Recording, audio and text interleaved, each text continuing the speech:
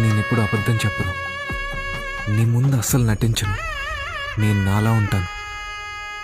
లైఫ్లో నేను ఎప్పుడు బాధపడను. ప్రతి ఎమోషన్లో నీకు తోడుంటాను. నీకు గనక నా వల్ల కష్టం వస్తే నీలో సగభాగమైన నేను నీకోసం ఏం వదులుకోవడానికైనా సిద్ధం. ఆఖరికి నీకోసం నిన్ను కూడా.